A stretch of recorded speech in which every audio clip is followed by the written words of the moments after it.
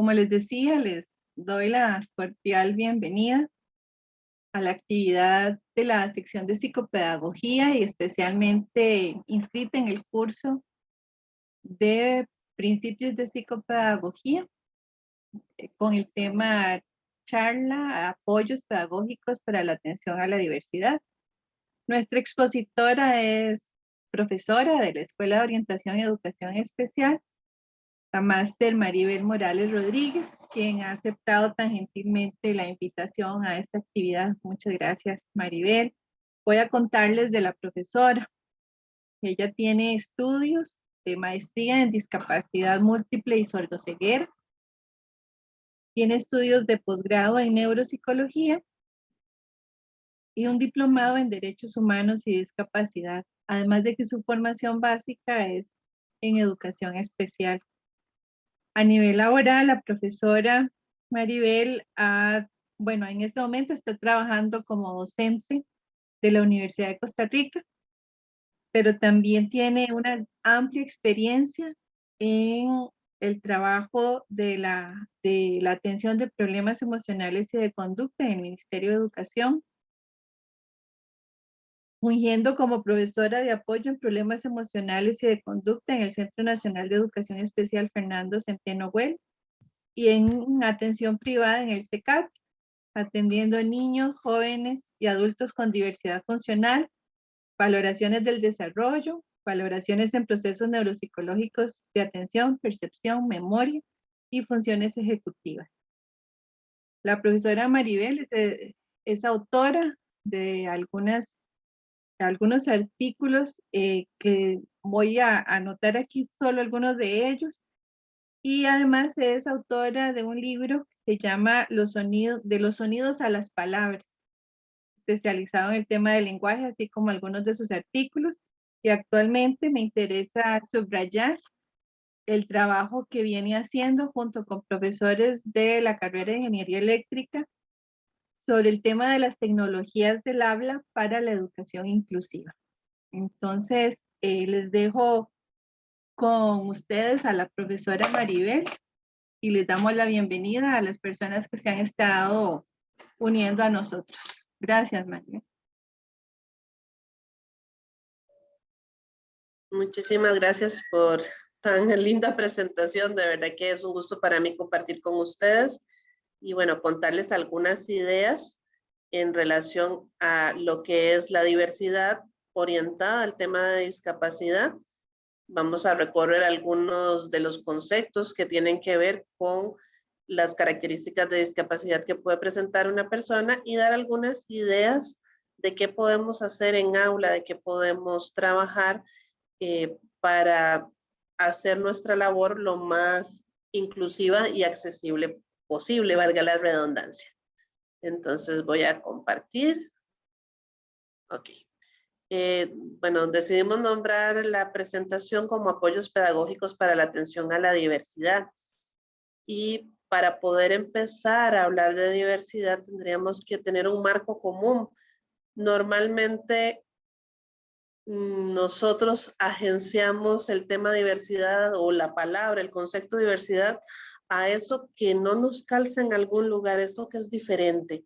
Pero desde una visión más inclusiva podríamos decir que la diversidad es parte fundamental del ser humano. Todos somos diversos. Acá presentes no hay nadie que se parezca a nadie.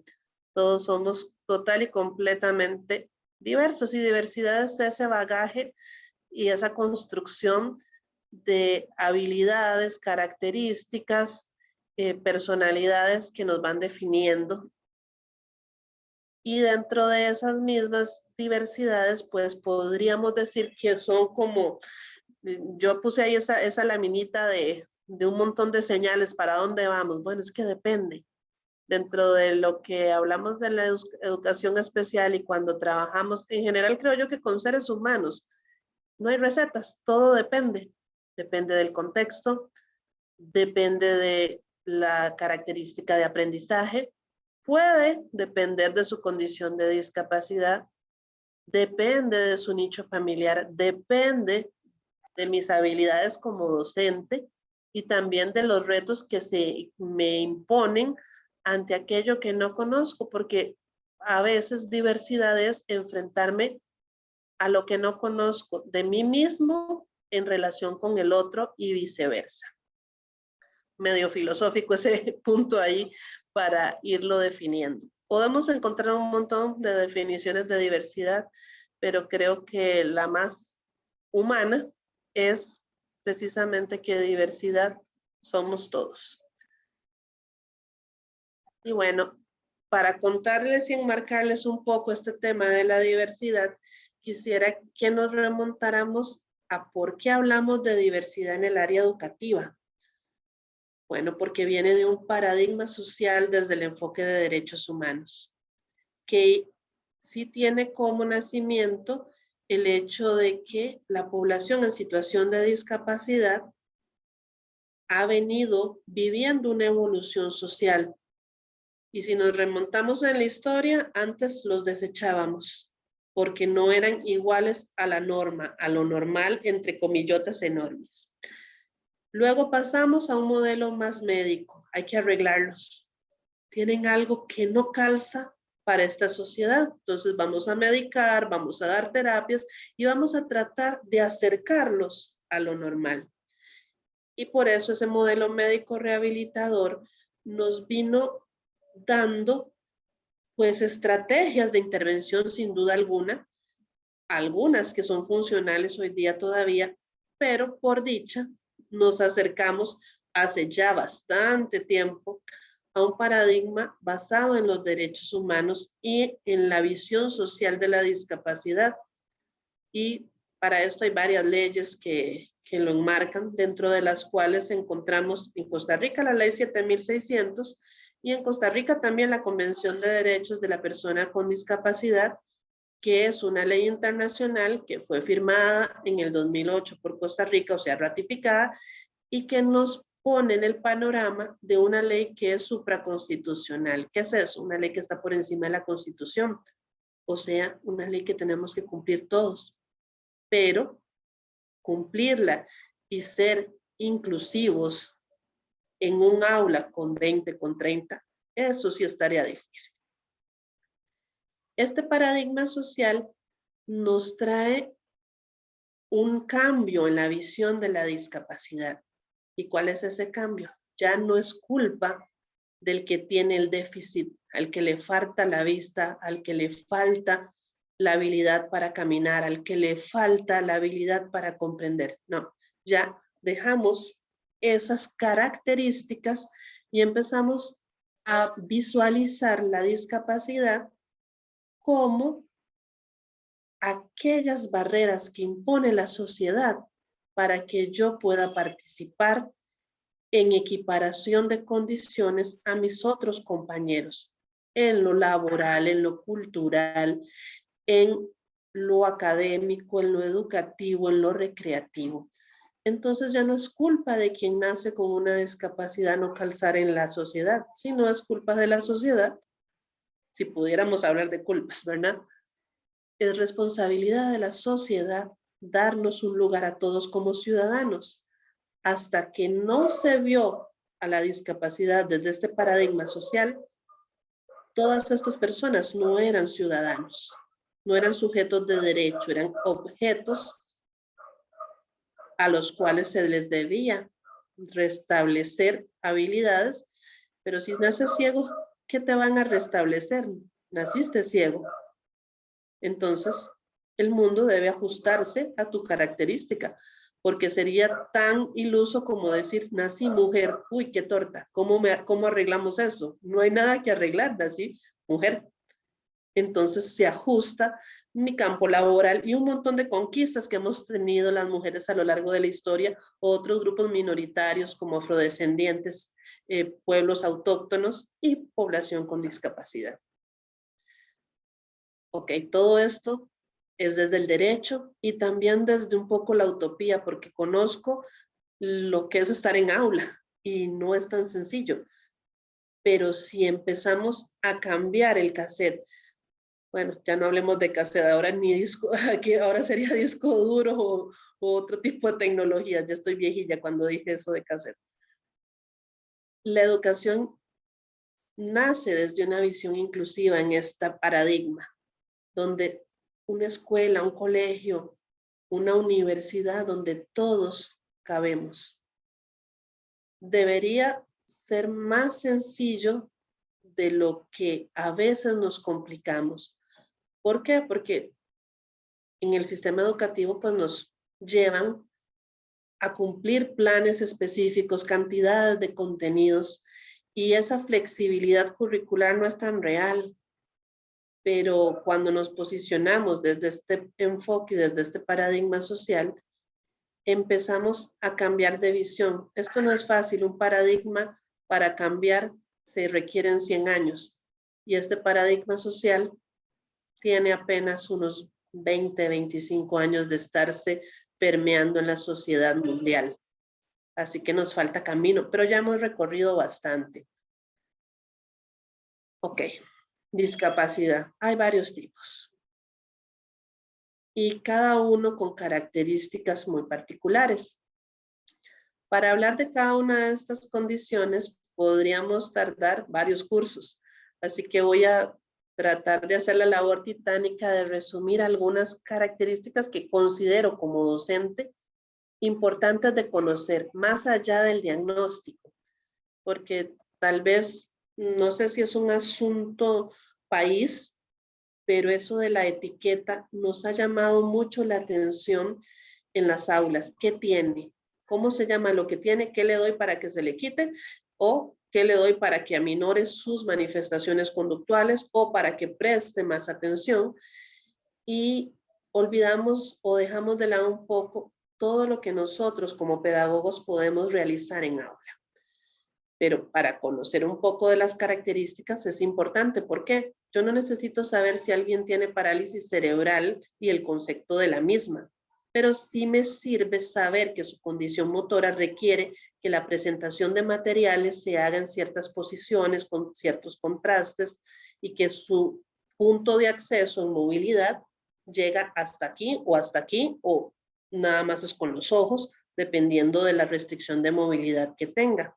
Entonces empecé por el área motora. En el área motora vamos a encontrar condiciones que tienen que ver con la restricción de la movilidad. Puede ser parálisis cerebral, donde no muevo ninguno de las extremidades o muevo solo los brazos y utilizo silla de ruedas en algunos momentos, o utilizo una andadera o un bastón, y tiene su origen, y el nombre a veces nos hace dudar cuando nos dicen la persona tiene, o mi alumno tiene parálisis cerebral. Parálisis se detuvo, es lo que uno piensa. Parálisis cerebral, ups, debe ser algo cognitivo. Pues no es así. Si bien es cierto, hay población con parálisis cerebral que tiene situaciones de dificultades en el aprendizaje, eso no es lo típico. La parálisis cerebral se refiere a que la zona del cerebro que está afectada es la zona que maneja lo motor. Entonces, por eso tiene dificultad para moverse y para hablar o producir de manera oral el lenguaje. ¿Por qué? Porque es algo motor. No porque tenga una dificultad cognitiva es que no habla. Es que no habla porque el daño neurológico está en el área motora. Hay otro tipo de condiciones con nombres un poco complejos que tienen que ver como meningocele, mielomeningocele, que son alteraciones en la columna vertebral y que restringen el movimiento de forma parcial o de forma total. Nos vamos al área sensorial. Allí está muy dividido típicamente en lo visual y lo auditivo. Visualmente podemos decir que una persona puede tener ceguera total o baja visión. Y algunos que usamos lentes para ver de lejos o de cerca, pues podríamos entrar ahí en la categoría, pero cuando el lente sea lente de contacto o lente común y corriente, nos compensa para ver bien, entonces no caemos en esta categorización, perdón.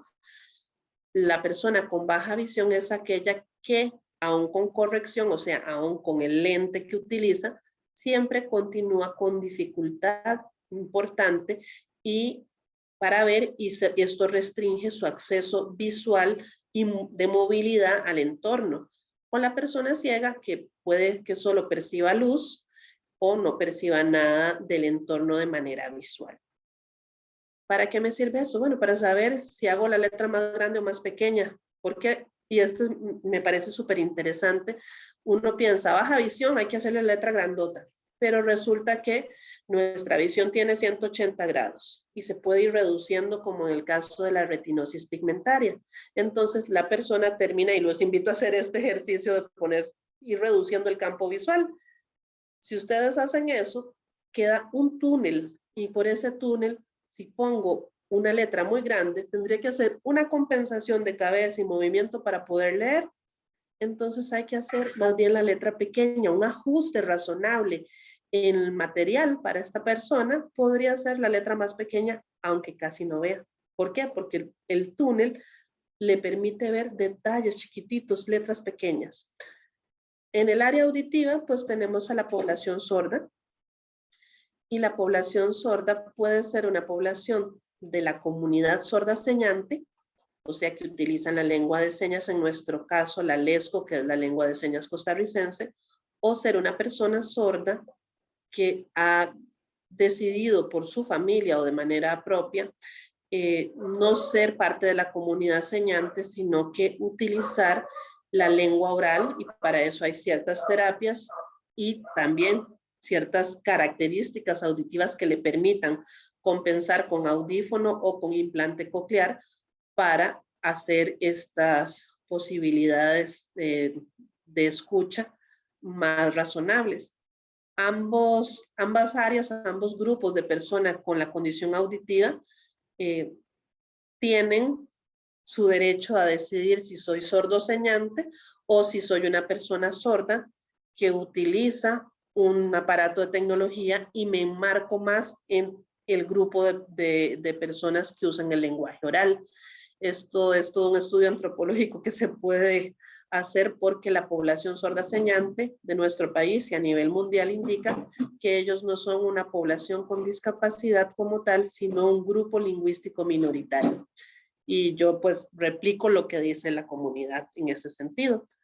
También podemos hablar de que hay población con sordoceguera. En este caso es poco probable, no porque no tengan la posibilidad, sino porque todavía nuestro sistema educativo no ha llegado a lograrlo, tener incluidos en las aulas personas sordociegas. Pero tengo una buena amiga que es bibliotecóloga, que es sordociega, que trabaja, que hace y deshace de su vida, es una activista social importantísima en México, en DF. Bueno, Helen Keller es otro ejemplo. Costa Rica todavía está caminando hacia esos procesos inclusivos. En lo sensorial podríamos hablar de una condición que tiene que ver con la integración, modulación y regulación sensorial, y que es ese chiquillo que uno dice tiene déficit de atención. Bueno, no nos entra en discapacidad como tal, pero sí sé que nos genera bastante reto a la hora de valorar y buscar acciones importantes para poder transmitir el conocimiento en aula.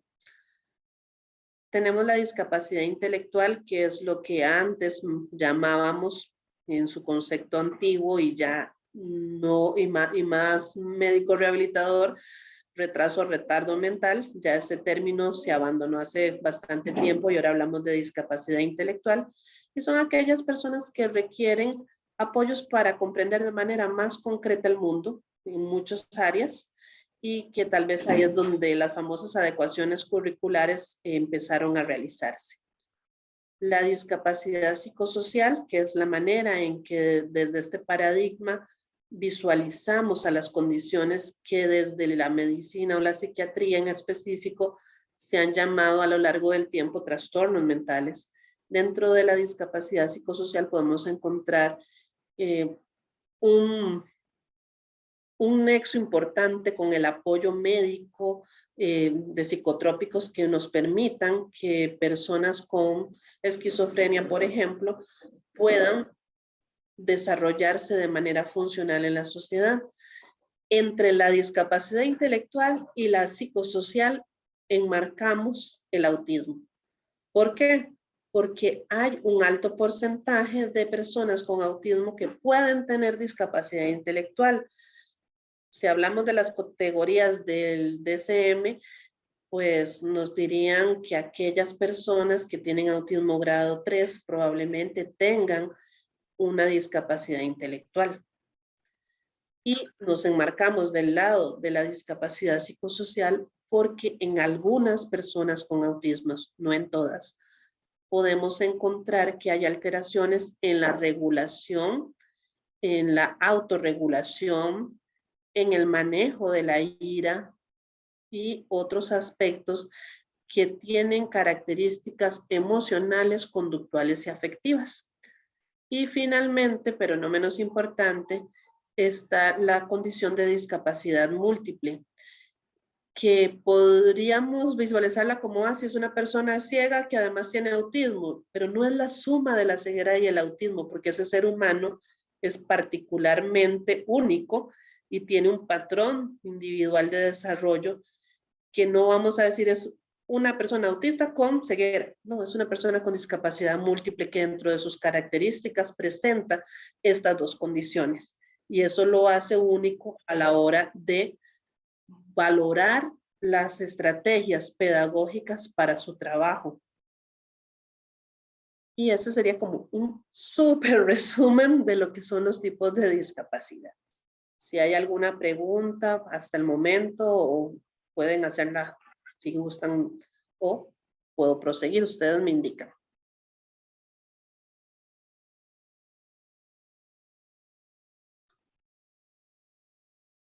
Ok, vamos. Pensar en que toda esta variabilidad de gente, igual que nosotros que tenemos una amplia variabilidad en nuestros procesos de aprendizaje y características, estamos inmersos en un sistema educativo, pues es un camino a la educación inclusiva, ha sido un largo camino. Entendemos que es un derecho y creo que aquí eso es lo que he dejado ver al inicio, pero ¿cómo lo llevamos a la práctica? Porque las leyes están, el derecho existe, pero hasta que nosotros mismos no accionamos la ley y hacemos valer el derecho, es solo papel. Los chicos, chicas nos llegan a las aulas y muchas veces no conocemos, no solo de la condición, sino de la forma en que podemos interactuar con estas personas. Creo que el camino a esa educación inclusiva, para mí, Maribel, se trata de creatividad, constancia y ajustes.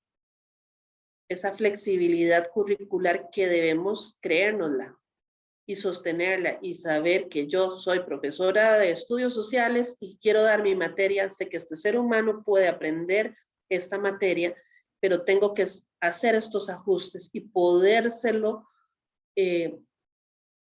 vender al director o directora y podérmelo creer yo de que estos ajustes son valiosos y que esta materia que yo estoy dando en estudios sociales, por ejemplo, puede ser dada de una manera en que esa persona también la disfrute y la comprenda.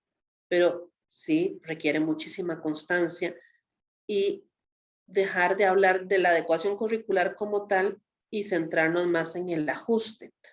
¿Por qué? Porque he oído durante muchos años que la gente dice, es que está en octavo, pero le doy materia de segundo grado.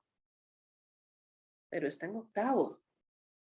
Entonces, ¿qué podemos dar de la materia de octavo, de mi materia, que sea interesante para ese ser humano? Porque si ya en octavo el proceso de lectoescritura no se dio de la manera que se da cotidianamente, entonces, ¿por qué no vamos a otra cosa en español? Ok, ya no voy a seguir con el mame mi mumu, ya estamos en octavo. Y en octavo se ve, ahora me disculpan que no me sé los programas en detalle, pero que uno de los temas, bueno, sea un libro que hay que leer y probablemente no se lo va a leer a esta persona con discapacidad intelectual, Pero hay audiolibros, pero hay resúmenes. Le puedo contar de qué trata y pedirle algo de ese libro que los demás están desarrollando con diferentes análisis literarios, con seleccionar elementos, ideas centrales. Puedo contarle la historia de lo que dice el libro y decirle qué pensás. ¿Algo te gustó? Hacer un resumen del mismo tal vez, o ver si hay una película, un corto, algo que se haya hecho, o a todo el grupo organizar de manera tal que se pueda hacer una representación de ese libro y hacer partícipe a esa persona en esa representación, y que esa sea la forma de que lo comprenda y pueda decir qué opinaste de lo que viste en la actuación de tus compañeros. Pero esa creatividad y esa flexibilidad curricular es algo que creo que debemos apropiarnos nosotros. Entonces, estos ajustes razonables nacen del DUA. ¿Qué es el DUA? El diseño universal para el aprendizaje. O sea, todos aprendemos. De alguna forma, todos podemos aprender. ¿Y qué es lo que tenemos que aprender? El qué, el cómo y el por qué de ese aprendizaje. Esto lo pueden encontrar en las líneas de acción que están en el MEP y que lo detallan bastante bien. Y bueno, hay muchas referencias bibliográficas con base científica que nos dicen qué es el DUA y cómo se aplica. Pero entonces yo, en mi ejercicio docente, ¿qué le voy a enseñar? ¿Cómo y por qué?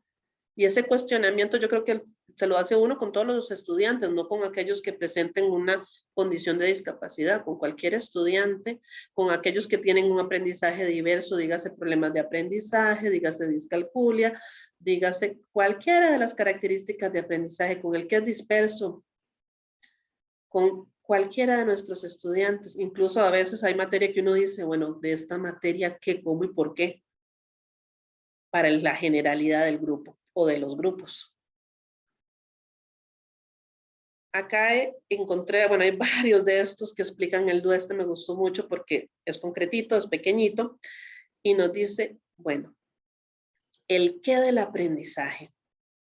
Nuestro cerebro tiene que saber cómo va a aprender. Entonces, ¿qué le voy a enseñar? Aquí, ¿qué es la forma de obtener los hechos y categorizar lo que vemos, lo que oímos? O sea, es la parte perceptiva. Entonces ahí yo me cuestiono, ¿okay? ¿Cómo le voy a presentar la información?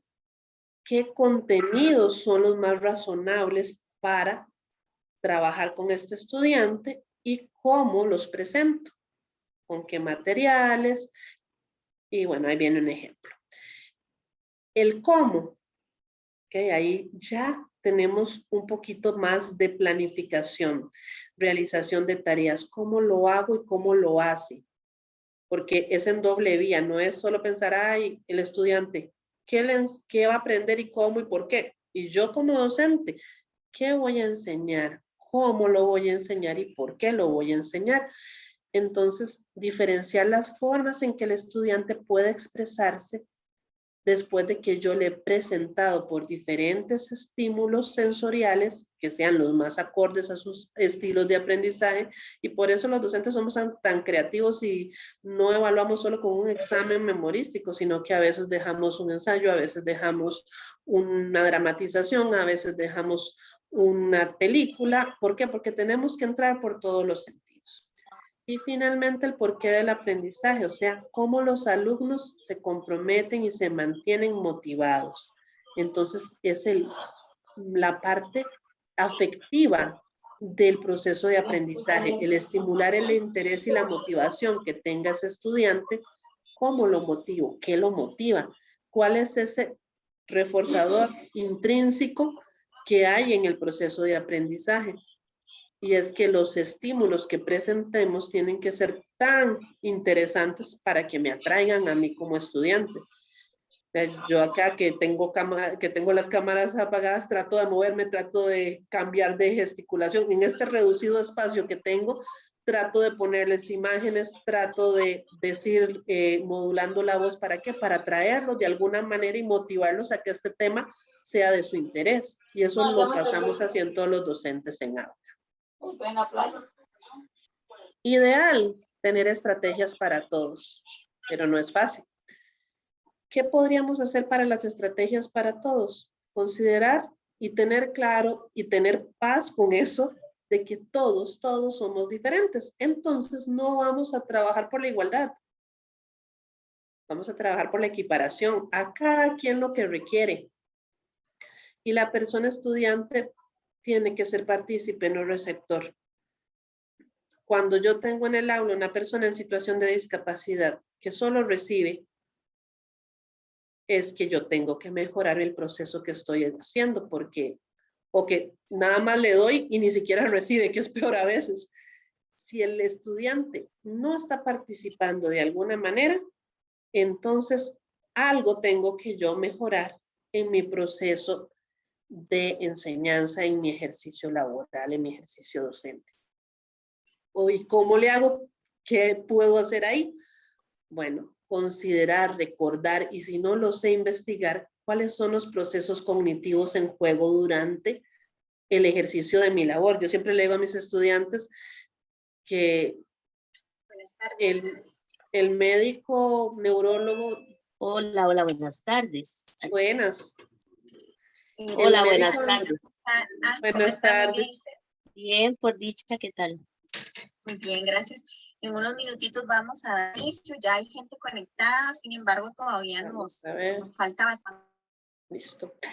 En este proceso cognitivo que les decía que tenemos que analizarlo, recordarlo, es importante saber que el estudiante y mi persona como docente van a pasar por estas habilidades. Todo lo que voy a enseñar, cómo lo percibe, visual, auditivo. Si es visual, necesita contrastes para ser interesante. Si es visual, necesita movimiento, debe ser una película, no debe ser si es un texto que no sea uno que cueste leer, sino que tenga una buena imagen donde yo lea las letras y las palabras de manera adecuada y no tenga que forzar la vista. Entonces todo entra por la percepción sensorial y el material que yo vaya a utilizar debe ser pensado para que se perciba por todos los sentidos, incluyendo aquellos 2 que no nos enseñaron en la escuela, porque no son 5 los sentidos, son 7. Y siempre nos falta el vestibular y el propioceptivo.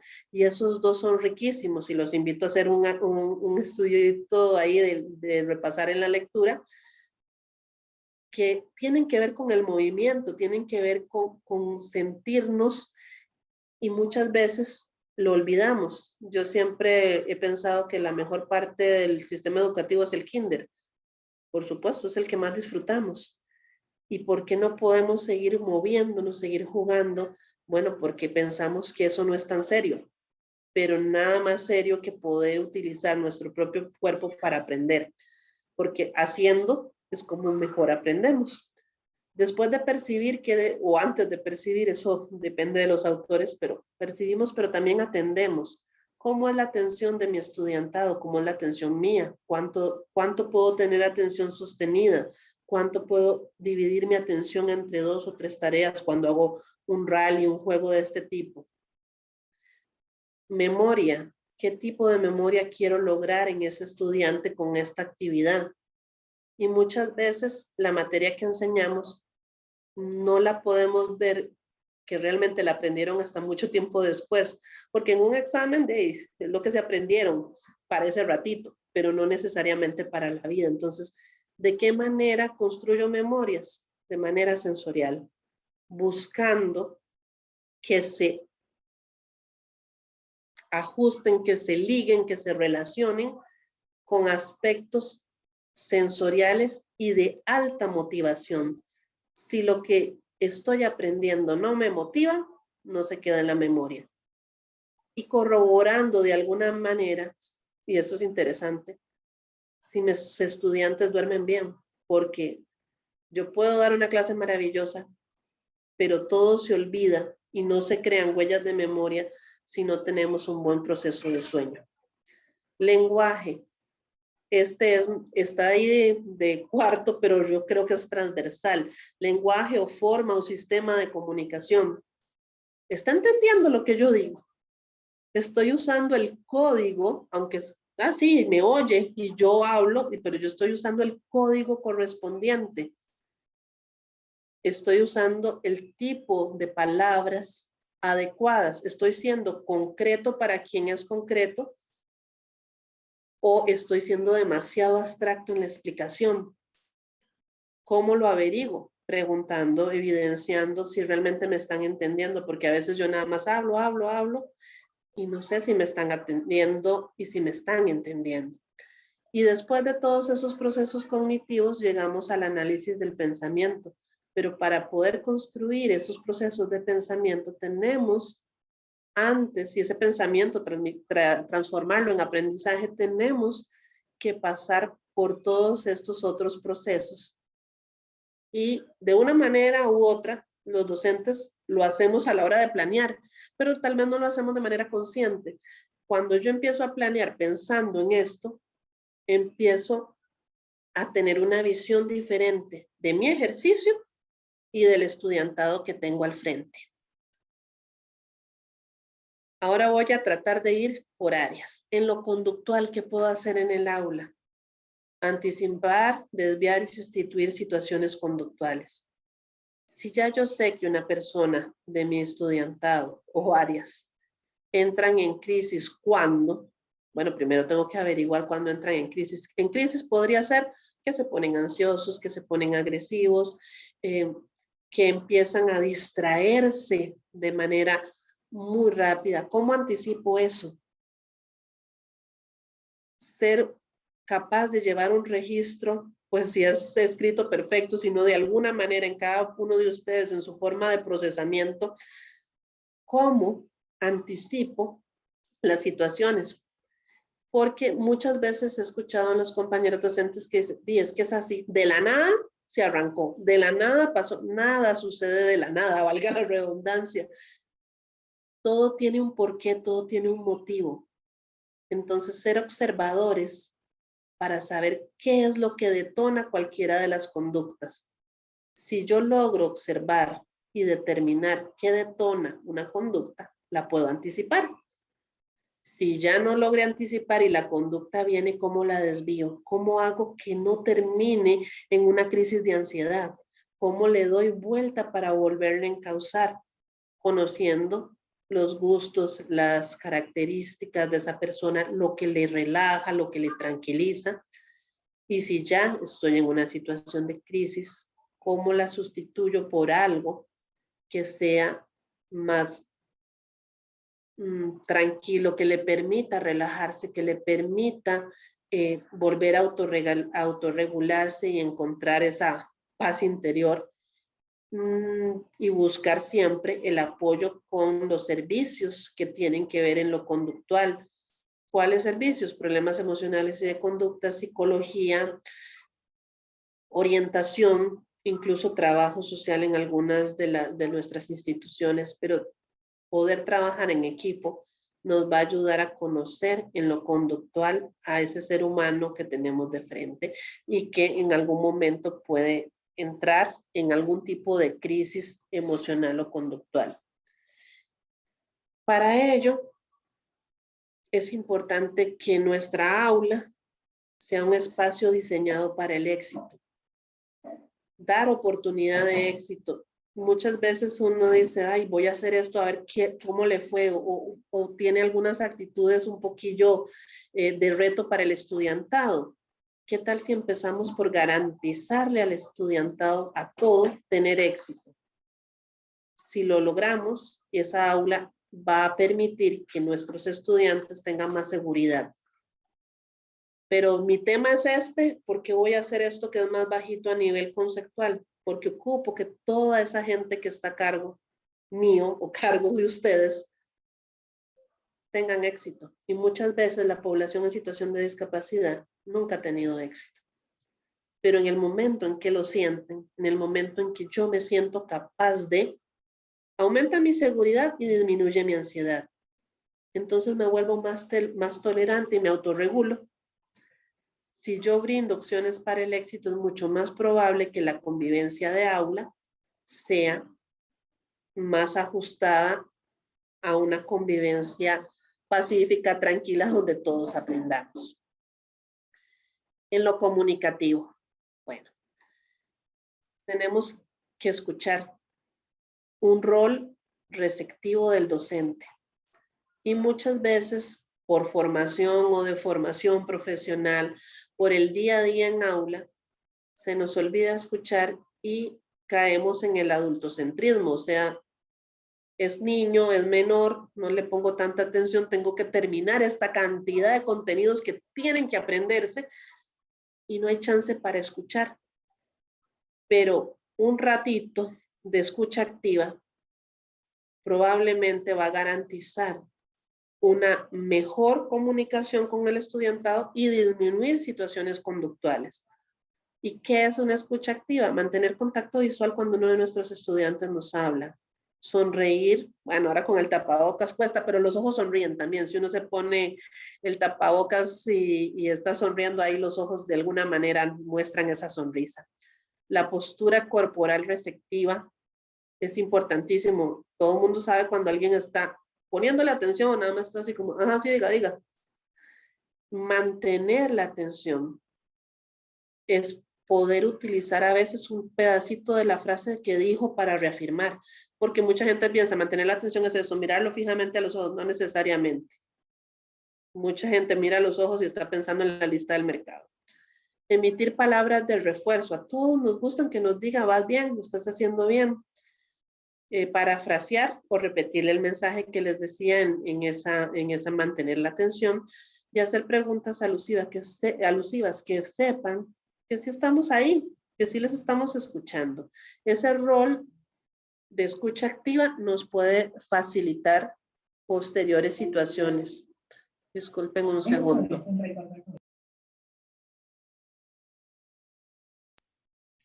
Ahora bien, dentro de lo que es la parte de comunicación, contamos con baja tecnología y alta tecnología. ¿Qué es esto? Bueno, acá en la presentación yo les pongo arriba SAC, sistemas aumentativos y alternativos de comunicación, que van en doble vía. O sea, yo puedo brindar la información de manera oral o por otro sistema de comunicación que no sea oral. Y puedo recibir el mensaje de mi estudiante de esa misma forma.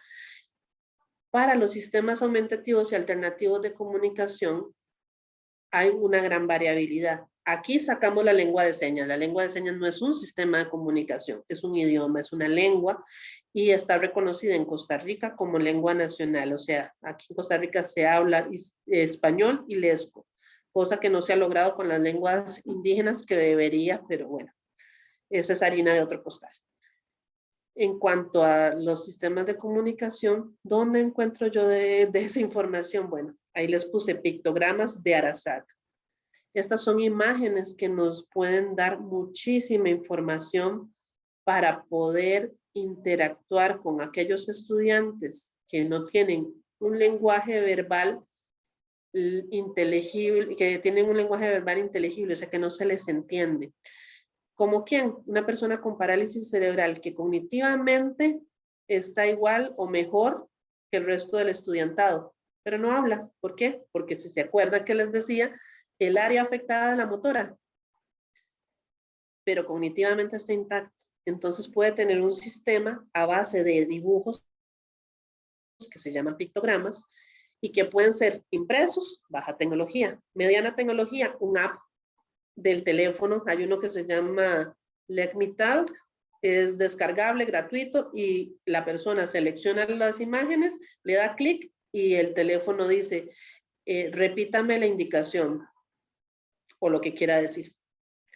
Y alta tecnología, ya sistemas o dispositivos con salida de voz para comunicarse, como lo que usaba Stephen Hawking, que no movía absolutamente nada de su cuerpo, pero escribió varios libros con este sistema y dictaba cátedras y hacía todo lo que se le ocurría hablando con su dispositivo de comunicación con salida de voz. Acá quisiera ver si, bueno, en esta presentación que yo se la dejo a la profesora y a los profesores para que se las hagan llegar, ahí está el link de Arasac, pero así también lo pueden encontrar en la web. Y aquí hay un video que habla un poco de ese sistema, de esa app que es para teléfono, que simplemente vas digitando el pictograma y de una vez le da para escucharse. Estaba tratando de ponerlo, pero por alguna razón no se pudo. Seguro no lo habilité. Pero bueno, ahí pueden copiar el link y ponerlo ustedes en sus casas posteriormente. En lo sensorial, otra área importante, lo visual, lo auditivo, y puse la integración que tiene que ver con lo táctil, lo propioceptivo, lo vestibular. En lo visual es importantísimo manejar contrastes. ¿Por qué? Porque dependiendo del contraste se ve mejor, se llama más la atención y se permite la comprensión del mensaje, del tema, de lo que estamos hablando. La iluminación es vital, ojalá la luz que venga de atrás hacia el frente y no aquí, sino que la luz sea indirecta y que sea luz blanca. Eso nos ayuda muchísimo a visibilizar lo que está enfrente y la persona tenga que manejarlo. La cantidad de información, algo muy saturado visualmente puede ser incómodo o molesto, tanto para la persona con baja visión como para la persona, por ejemplo, con autismo. Muchísima información puede detonarme. En lo auditivo, regulación del ruido ambiente. Esto tanto para la persona con dificultad auditiva como para la persona con autismo e incluso algunas personas con síndrome de Down.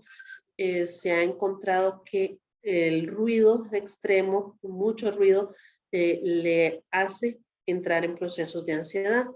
Hipersensibilidad al ruido es algo típico en la población con autismo y la cantidad de información auditiva puede ser el detonante para una crisis en una persona con una situación intelectual en la cual le damos tanta información que lo sofocamos porque no nos está comprendiendo y requiere algo un poco más concreto. Esto no, que no se malentienda de hacerlo sentir menos con poquita información, sino la información correspondiente y que sea sustantiva para sus habilidades y para el ejercicio de lo que le estamos dejando de tarea. A nivel sensorial, de integración, modulación, regulación, en lo táctil, en lo propioceptivo y en lo vestibular, hay gente muy reactiva, gente que evita sensaciones, o hay gente que es buscadora de sensaciones. Los que evitan sensaciones casi no nos damos cuenta de ellos porque son los que están más quedititos. Los buscadores de sensaciones son aquellos que uno dice es que no se queda quedito, brinca, salta, relampaguea. ¿Qué hago con este muchacho para que se quede quieto? Recuerdo un estudiante que nunca se sentaba. Ocupamos que se siente. O puede estar de pie si está copiando, si está ejecutando. Podemos hacer ese ajuste razonable una persona que necesita estarse moviendo. Entonces, algo facilísimo y que funciona para ese tipo de población. Estos globos de playa que tienen varios colores, medio inflado en el asiento y que pueda estar en esa movedera, porque uno necesita a veces estar moviéndose para concentrarse. Y estas personas buscadoras de sensaciones lo requieren. Contar con TEO, ojalá y tuviéramos en los colegios, en las escuelas, pero bueno, TEO es terapia ocupacional. Los compañeros en esta área de formación nos pueden dar estrategias para regular a esa persona que anda siempre con esa sensación de desasosiego, decía mi abuela, en el cuerpo, que necesitan estarse moviendo y que muchas veces, si los dejáramos moverse un poquito más, lograrían hacer y llegar a aprender y a acceder al currículum. Entonces, valorar que tanto me molesta a mí como docente que se mueva mucho. Y aquí les voy a dar un ejemplo muy, muy Maribel, muy mío. A mí me estorba mucho y me molesta que silben. Un ratito aguanto, pero el silbido para mí es difícil. Pero ¿de quién es el problema? Mío. Obviamente yo sé que en un aula no vamos a estar silbe y silbe, pero una vez hice el ejercicio de saber cuánto era lo que me molestaba.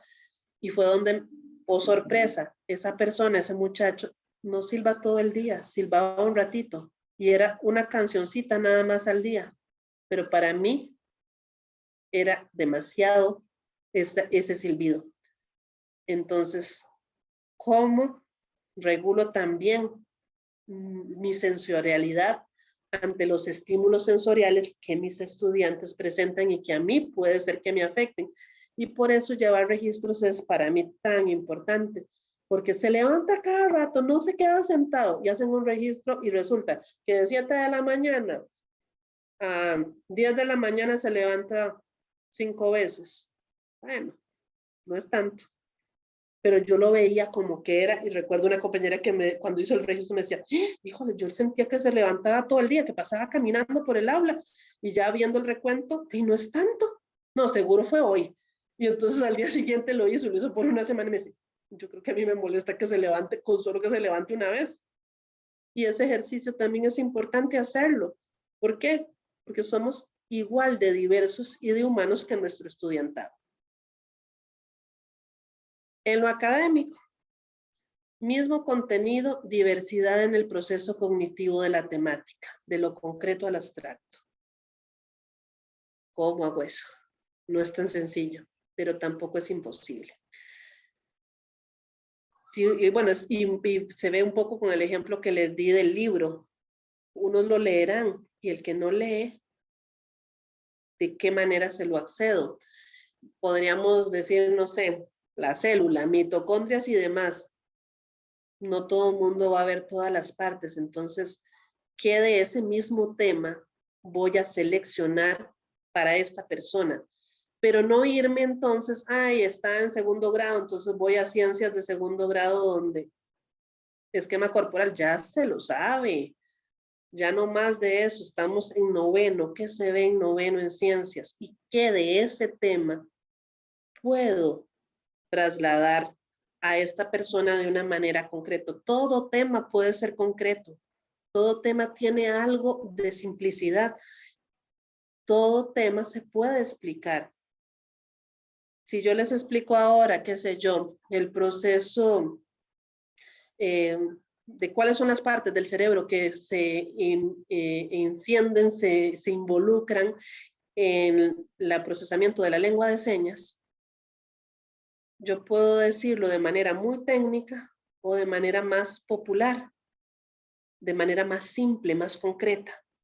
Entonces, yo que tengo ese conocimiento, o ustedes que tienen el conocimiento en ciencias, en estudios sociales, en matemáticas, ¿cómo eso que estoy explicando lo puedo llevar a algo más simple para que cualquiera lo entienda? Y sí, es un ejercicio en el cual yo tengo que ver que para este grupo de estudiantes el objetivo es de análisis, para este otro grupo de estudiantes el objetivo es de conocimiento, para este otro grupo de alumnos el objetivo es de identificación, pero es el mismo tema. ¿Qué objetivo, qué grado de abstracción voy a seleccionar? Y la famosa tablita esta de la taxonomía de Bloom me dice qué categoría puedo utilizar de lo más simple para seleccionar el objetivo de trabajo. Las indicaciones muy precisas, muy concretas, y la división de tareas por pasos nos puede ayudar muchísimo a poderle dar el mismo tema, el mismo contenido, pero no en el mismo grado de abstracción. Ahora, el secreto es la creatividad que podamos tener y para esa creatividad lograr hacer un plan integral de ajustes razonables. ¿Qué tienen que contemplar ese plan? En la realización de las actividades se pueden hacer ajustes. Más bien, ¿en dónde se hacen los ajustes razonables? Sería en la realización de las actividades. ¿Cómo la va a realizar? No se mueve, ¿cómo la realiza? Con apoyos. ¿Qué tipo de apoyos? Y hay muchas posibilidades de utilizar el apoyo de un compañero asesor, cómo ajusto la realización de la actividad, cómo la va a hacer. Los materiales, ¿cómo los ajusto? Bueno, la persona no ve, los requiere en alto relieve, los requiere en braille. Obvio que no lo voy a hacer yo, no soy la persona que tiene la habilidad para hacer estos materiales. Por eso requiero de mi compañero o compañera que sí tiene esas habilidades, que no hay una persona que me haga en braille o en alto relieve un mapa. Hay lugares donde se hacen. Patronato Nacional de Ciegos, Senarec. No hay muchas máquinas termofón que son las que hacen en alto relieve las cosas, ni tampoco hay muchas impresoras braille en el país, pero hay algunas concretamente distribuidas, por dar un ejemplo. Se pueden hacer ajustes razonables en los espacios. ¿Qué tipo de ajustes razonables en los espacios? Tener el espacio para ir a relajarme, el espacio físico para que la silla de ruedas entre. Los espacios no son solamente para que sea accesible una silla de ruedas, puede ser espacios accesibles para tener un momento de paz, para aislarme, para regularme, respirar y tranquilizarme cuando estoy en un evento emocional. Apoyos para facilitar su comunicación, todos los sistemas de comunicación que existen, que son muchísimos y que sí, hay que trabajarlos en conjunto. Yo no sé la materia de ciencias, pero sé de sistemas de comunicación, entonces nos acomodamos y nos ocupamos las dos personas para poder transmitirla. Apoyos humanos para el proceso de aprendizaje, que es ese trabajo en equipo donde podemos necesitar personas intérpretes, especialistas de la salud u otros. Ayudas tecnológicas. Ahora, más que nunca, estamos frente a un mundo lleno de tecnología. Así que podríamos favorecernos de esto, buscar acciones en el Senarec. Podemos encontrar muchos ejemplos que están a disposición de todo docente que trabaje en el MEP y también de docentes que trabajen a nivel privado. Y ahí podemos ver qué tecnologías hay y qué tecnologías se podrían, incluso ellos tienen una revista que sale creo que cada 6 meses y uno de sus tomos tiene todo lo que son análisis de tecnologías para el acceso al aprendizaje y en general para la persona en situación de discapacidad.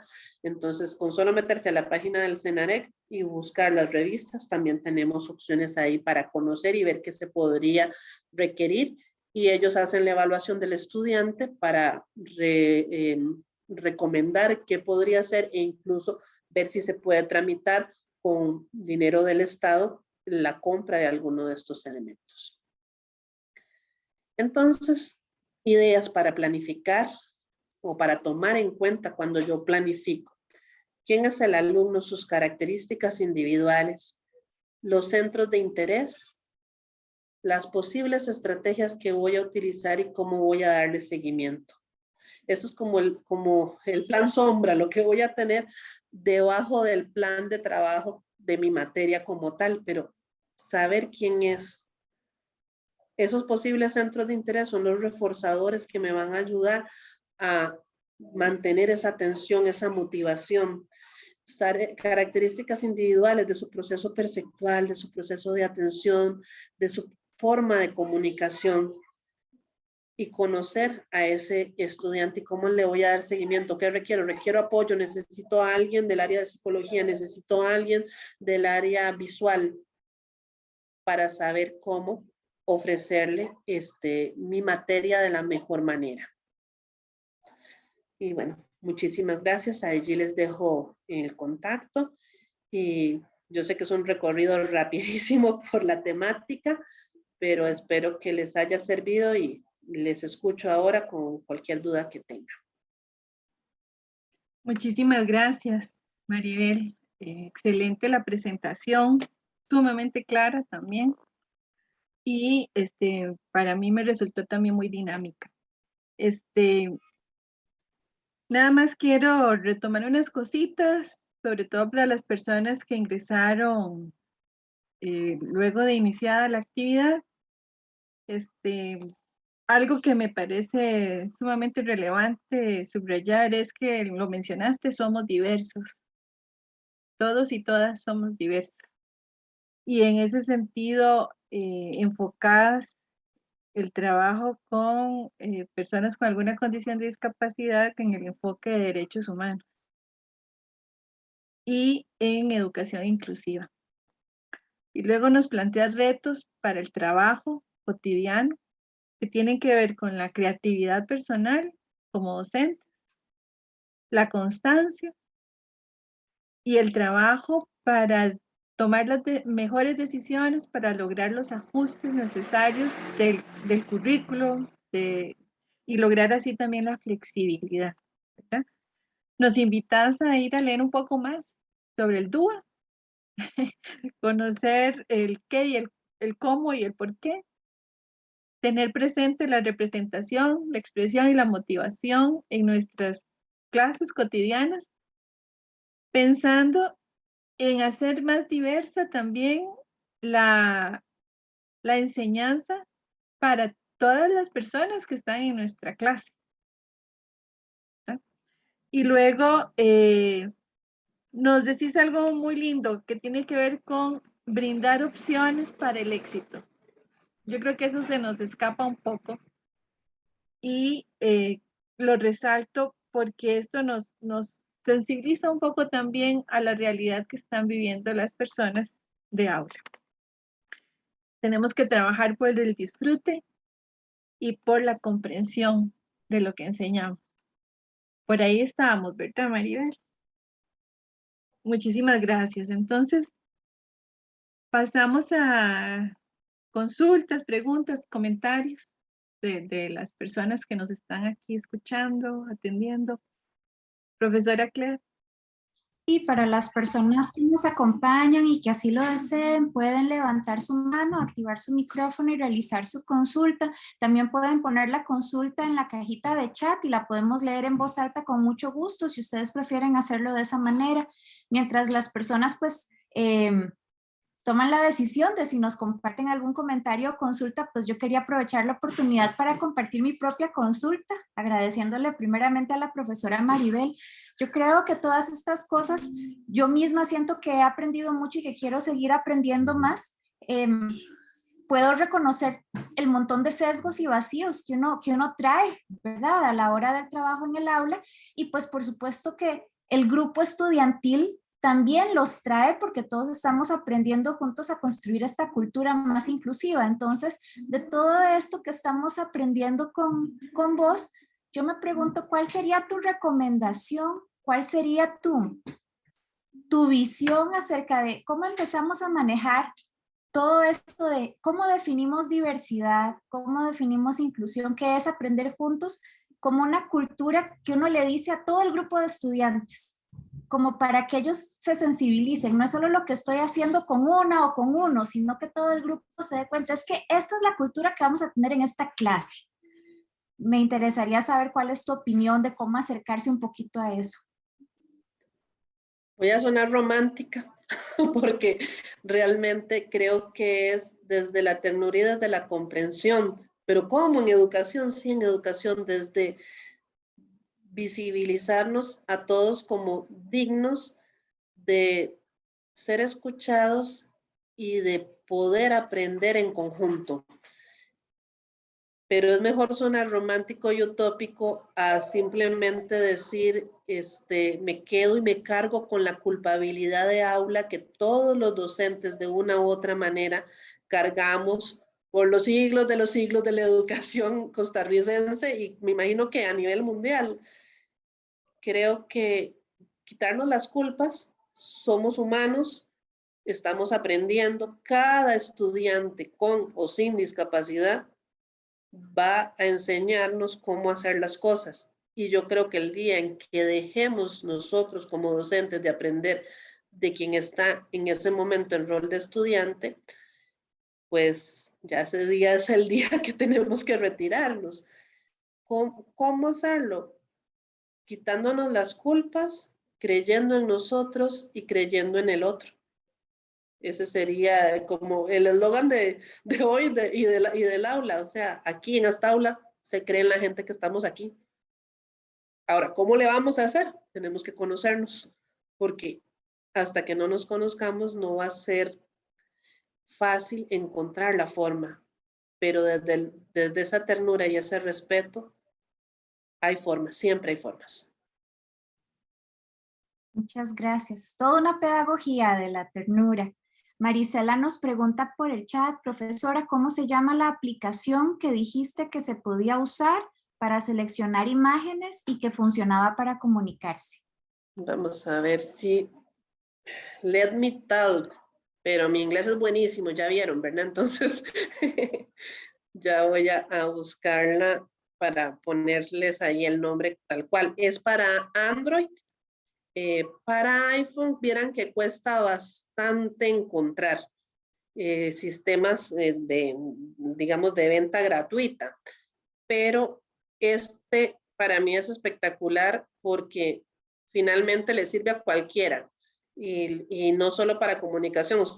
Yo lo usé una vez estando en el extranjero donde yo no sabía el idioma y dije, claro, con los pictogramas, y me solucionó la vida. Entonces, a veces uno piensa que las cosas son para una situación de discapacidad, pero las cosas son para una situación de diversidad. En ese momento yo me encontraba en diversidad comunicativa, no me entendían y yo no entendía, pero las imágenes son universales.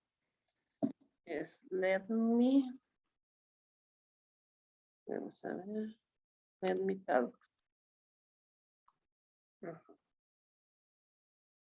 Ahí se los puse.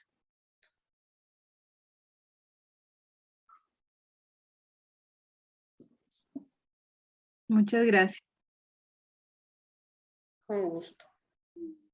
Me parece que por el momento no tenemos más consultas en el chat. Profesora Katia. Sí, no tenemos más consultas.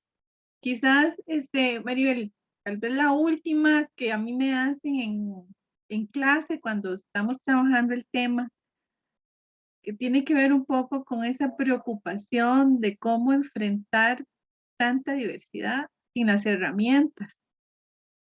Esa es una preocupación que a lo largo de los años se nos hace porque el educador y la educadora sienten que no tienen el suficiente conocimiento para enfrentarlo. ¿Usted qué nos dice, Maribel? Yo creo que en 23 años de ejercicio de la profesión, nunca he estado un solo año sin decir, ¿qué hago? ¿Ahora qué hago? ¿Cómo se hace? Y entonces ustedes dirían, híjole, entonces no hay solución. Al contrario, esa es la solución que todos los años mis estudiantes me retan, que todos los años tengo que aprender, que no hay recetas para la educación, es imposible.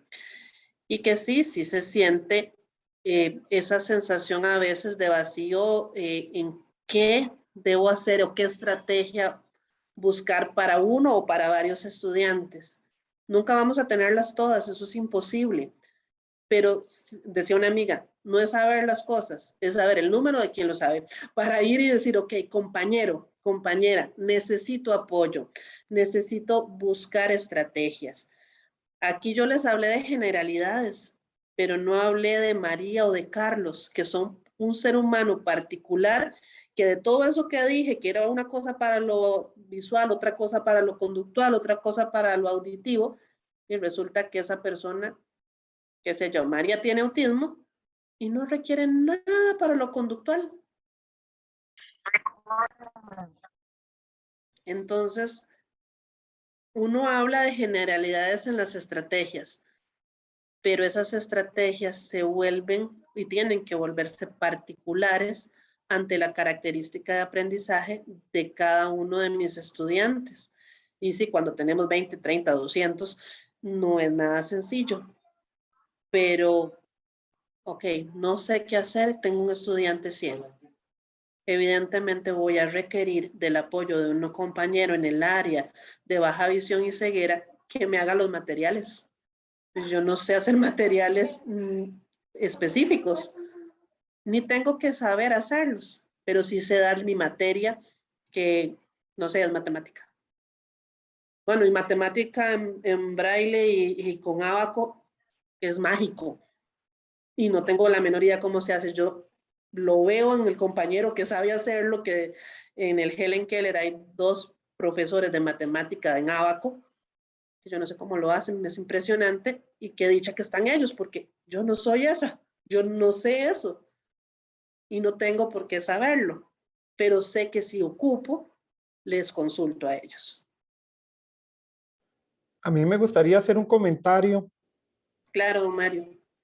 Sí, me encantó el concepto que era un constructo, de hecho, que se puede ir trabajando, el de variabilidad, porque el concepto de variabilidad trasciende la diversidad y la discapacidad, y se habla que la variabilidad es predecible.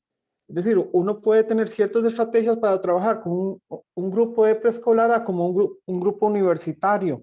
Entonces, entre esa diversidad dentro del aula existe la variabilidad como predecible para trabajar con todas las personas que están dentro del aula. Y además, otro concepto que viene a futuro es el concepto de docencia compartida. Cuando se están migrando a partir de la Convención sobre los Derechos de las Personas con Discapacidad, migrando personas con discapacidad al aula regular, entonces se requieren docentes de apoyo de problemas emocionales de conducta, de problemas de aprendizaje, de discapacidad intelectual, de problemas específicos del aprendizaje. Es decir, en estos momentos la docencia y sobre todo que primero comenzó en primaria, ahora van para secundaria, el montón de estudiantes que tienen alguna situación de discapacidad. Entonces sí se requiere muchas veces ese apoyo como una docencia compartida. No es que el docente sea un profesor sombra que llega a estar ahí a la par del estudiante con discapacidad, de eso no se trata, sino que planeen y ejecuten la clase las 2 personas a la vez con un trabajo colaborativo, brindando lo mejor que sabe la persona de, por ejemplo, de problemas de aprendizaje y lo mejor que sabe el docente de aula. Entonces es un cambio de paradigma. Y lo otro es que con la variabilidad del aula, indudablemente, si aplicamos el diseño universal para el aprendizaje, donde el centro es la implicación, es decir, la motivación, donde el centro del DOE es la implicación, la motivación que enciende las otras 2 redes, entonces estaríamos hablando que requerimos en estos momentos de mayor conocimiento sobre el diseño, porque trasciende lo que han sido los apoyos curriculares. Los apoyos curriculares son del viejo paradigma de la integración de los años 90. Pero como es una ley de la República, no se puede dejar de hablar de apoyo curricular significativo para los estudiantes que están en situación de discapacidad intelectual. Pero sí me gustó mucho el enfoque y me gusta eso del amor, de la ternura dentro del aula. Eso es fundamental.